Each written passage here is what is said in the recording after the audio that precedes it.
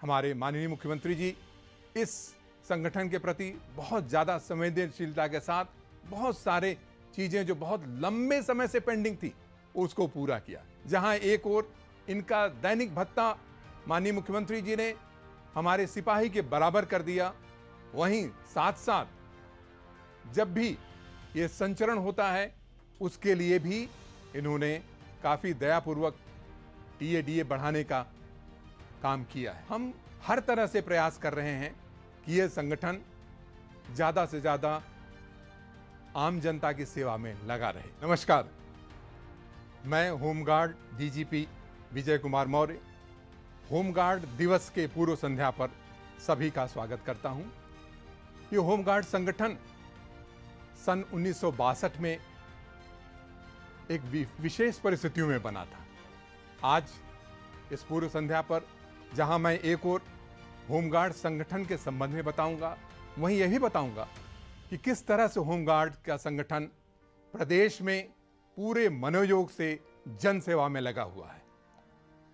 जहां तक इसके उद्भव की बात है तो यह संगठन सन 1962 में एक विशेष परिस्थितियों में बना था।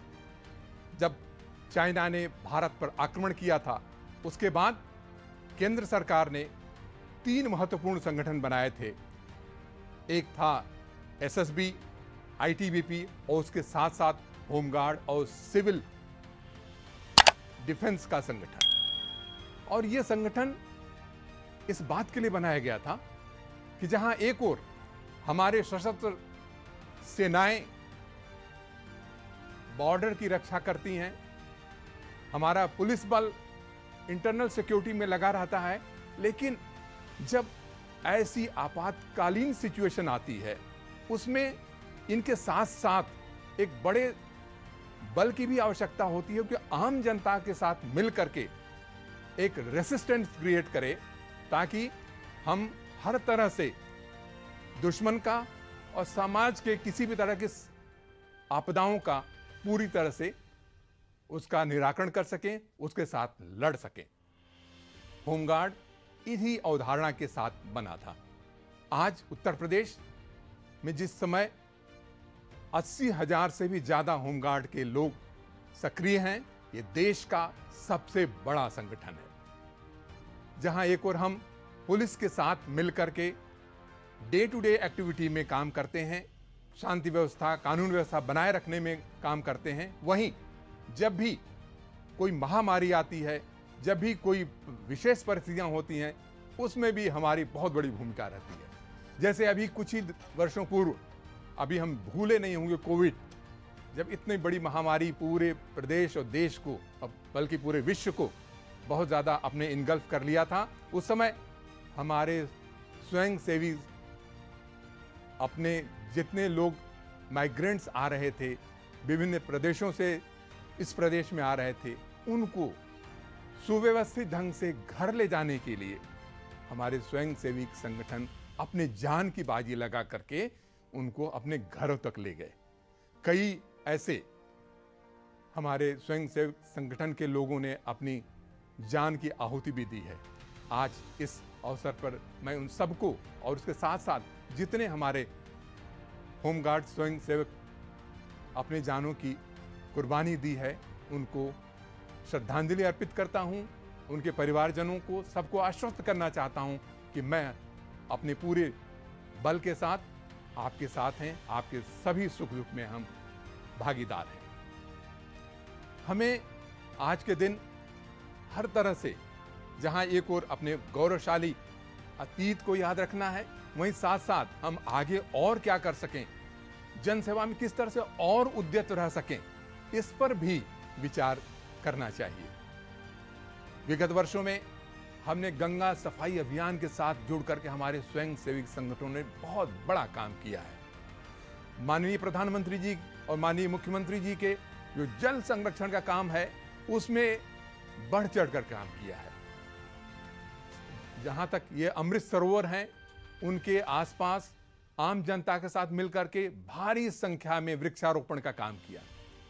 अभी जब पूरे प्रदेश में वृक्षारोपण का काम किया गया, उसमें हमारे स्वयंसेवकों ने गांव-गांव में जितना हो सकता है, जितना टारगेट मिला था, उससे भी ज्यादा 1 लाख से भी ज्यादा वृक्षों के रोपण किया और ये हरियाली में अपना महत्वपूर्ण योगदान दे रहे हैं। आप जब भी उत्तर प्रदेश में 112 मिलाते हैं आपात सेवाओं के लिए, तो मैं आप सबसे कहना चाहूँगा कि वो जो पायलट होता है, उसमें जो ड्राइवर होता है 112 का, वो हमारे होमगार्ड का सैनिक है। वही जल्दी से जल्दी आपातकालीन सेवा में आपके पास फोर्स को पहुंचाता है। डे टू डे जो ट्रैफिक का काम होता है, आप देखते होंगे कि हमारे होमगार्ड के जवान आपकी यात्रा सुगम करने में कितने ज्यादा पूरे इत्मीनान से सुबह से लेकर शाम तक लगे रहते हैं। हम हर तरह से प्रयास कर रहे हैं कि यह संगठन ज्यादा से ज्यादा आम जनता की सेवा में लगा रहे। हमारे माननीय मुख्यमंत्री जी इस संगठन के प्रति बहुत ज्यादा संवेदनशीलता के साथ बहुत सारे चीजें जो बहुत लंबे समय से पेंडिंग थी, उसको पूरा किया। जहां एक ओर इनका दैनिक भत्ता माननीय मुख्यमंत्री जी ने हमारे सिपाही के बराबर कर दिया, वहीं साथ साथ जब भी ये संचरण होता है उसके लिए भी इन्होंने काफी दयापूर्वक टीए बढ़ाने का काम किया है। हमारे जवानों को प्रतिदिन काम करना पड़ता है, वर्दी भत्ते के रूप में भी उसमें भारी बढ़ोतरी की गई है। तो हम लगातार लगे हैं कि ज्यादा से ज्यादा ये बल, ये संगठन अच्छा काम करे। आपदा प्रबंधन के लिए हमने सेंट्रल फोर्सेज के जो आपदा प्रबंधन की जो टीमें हैं, जो ट्रेनिंग है, उसका प्रयास किया है और हमारे कई संगठन के जवान उसमें प्रशिक्षित होकर के आ गए हैं, अपनी सेवाएं दे रहे हैं।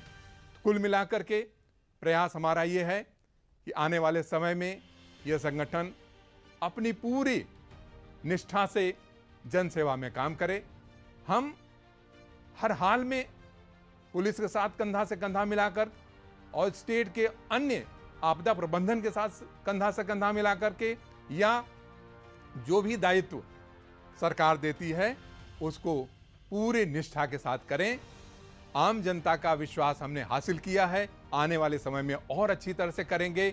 और इसी के साथ हम ये कहना चाहेंगे, ये 6 दिसंबर हमारा स्थापना दिवस बहुत महत्वपूर्ण है। हम पूरे खुशी और उल्लास के साथ इसे मना रहे हैं।